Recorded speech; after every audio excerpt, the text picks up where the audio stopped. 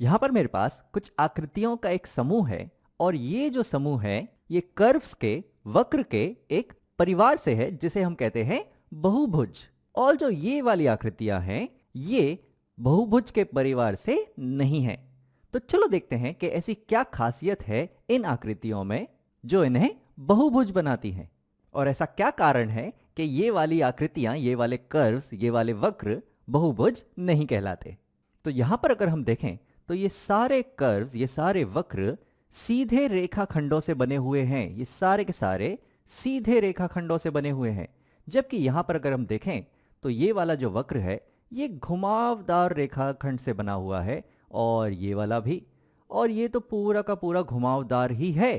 तो हो सकता है कि बहुभुज की एक खासियत ये है कि ये सारे के सारे सीधे रेखाखंडों से बने होते हैं।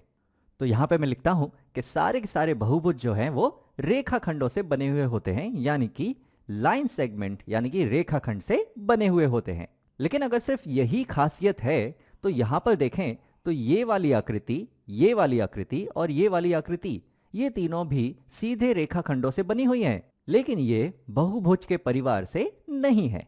तो यानी कि इस खासियत के अलावा भी कोई और खासियत है जो इन आकृतियों को बहुभुज बनाती है और इनको बहुभुज नहीं बनाती। तो चलो देखते हैं। यहां पर अगर हम देखें तो यहां पर ये जो सारी आकृतियां हैं ये बंद आकृतियां हैं, ये सारी की सारी क्लोज्ड आकृतियां हैं। जबकि यहां पर अगर हम देखें तो ये वाली आकृति जो है ये इस वाली आकृति से काफी मेल खाती है, लेकिन ये वाली आकृति यहां पर बंद है, पर ये वाली आकृति यहां पर बंद नहीं है, ये खुली हुई है। और उसी तरह से ये वाली आकृति भी यहां पर खुली हुई है, ये पूरी तरह से बंद नहीं है। तो यानी कि बहुभुज की एक और खासियत है कि ये सारी आकृतियां क्लोज्ड होती हैं, यानी कि बंद होती हैं।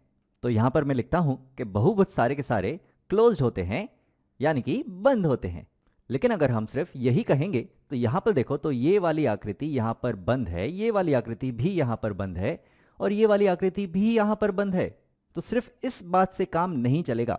जब हम इन दोनों बातों को मिलाएंगे कि कर्व्स यानी कि वक्र रेखाखंड से बने हुए होने चाहिए और बंद भी होने चाहिए। तो यहां पर ये वाला वक्र, ये वाला वक्र और ये वाला वक्र बंद तो है, पर ये सीधे रेखाखंडों से बना नहीं है।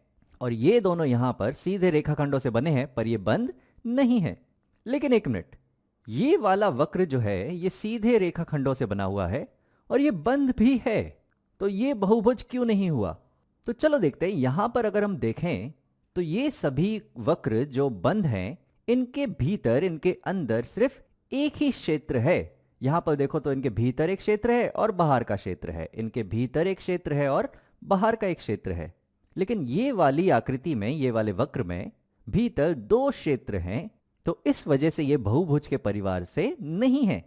तो इस खासियत को हम कहते हैं कि जो कर्व्स हैं वो सिंपल होने चाहिए, यानी कि साधारण होने चाहिए। अब साधारण वक्र क्या होते हैं वो मैं तुम्हें बताता हूं।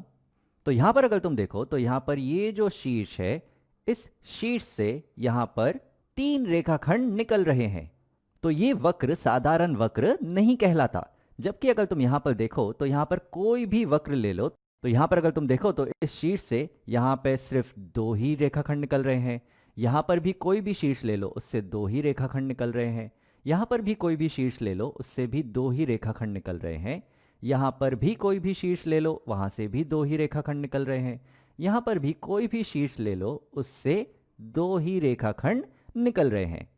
तो ऐसे वक्र कहलाते हैं साधारण वक्र। तो ये वाला जो वक्र है ये साधारण नहीं है, क्योंकि इसका ये एक शीर्ष है और ये भी एक शीर्ष है जहां से 2 की जगह यहां पर 2 से ज्यादा यानी कि 3 रेखाखंड निकल रहे हैं। तो ऐसे वक्र साधारण वक्र नहीं कहलाते। तो अब अगर हम इन तीनों खासियतों को मिलाएं, यानी कि वक्र जो है वो साधारण होने चाहिए, बंद होने चाहिए और सिर्फ रेखाखंडों से बने हुए होने चाहिए, तभी जाके वो सारे के सारे वक्र कहलाते हैं बहुभुज।